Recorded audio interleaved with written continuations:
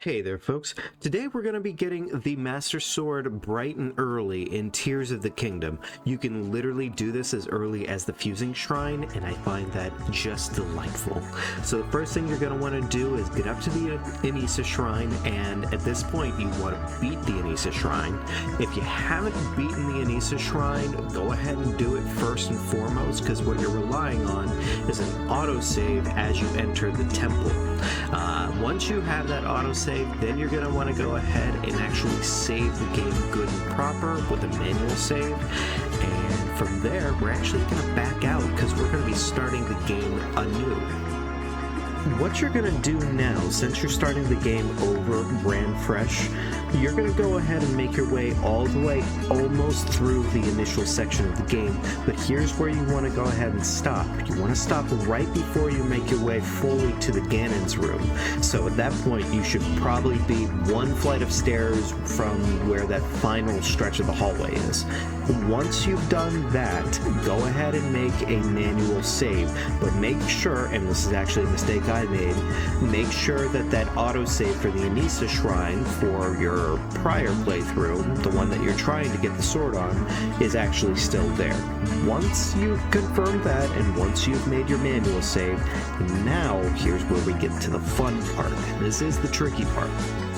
So at this point, with the manual save in place and with your autosave for Anissa, you're going to actually load up the Anissa Shrine, go ahead and head back into that area and follow along with me as well as possible here for what you're going to do. You're going to need one boulder, and in the next little area there is a little rock. You're going to go ahead and fuse both of these together the same way that I'm doing right here, and then from there you're going to take the structure on over to where I'm showing right now.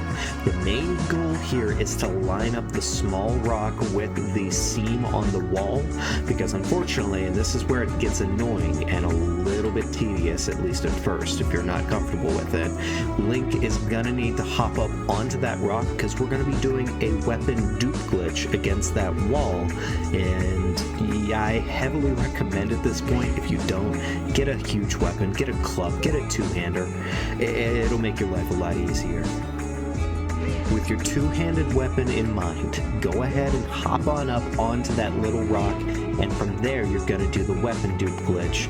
Now if you don't know what the weapon dupe glitch is, check out my other video. That'll help you out with it. It's honestly really straightforward, but you can honestly follow along right here, and it just about shows you pretty much what you need to do. But once you have done the weapon dupe glitch, you're going to load the status that you have for the manual save, which is on the new playthrough, and then if you do things correctly here, if you're up against that wall correctly when you do this glitch, you're actually going to find that weapon sitting in the hallway waiting for you. Now here's the easier part, and this is actually where, if you've already completed this step, make another manual save over that save that you just did on the new game, because now that you have both of your weapons in mind, you're going to want to make sure that you don't have to do that part again. It is tedious, trust me.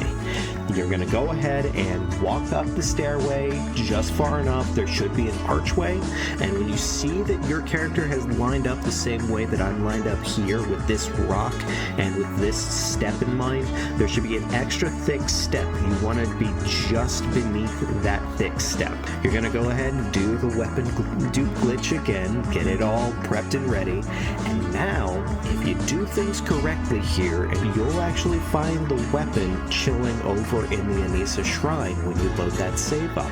There's your weapon. You just earned yourself a full infinite durability Master Sword, 30 damage. There's ways to make it even stronger than that, honestly, and that is just terrific.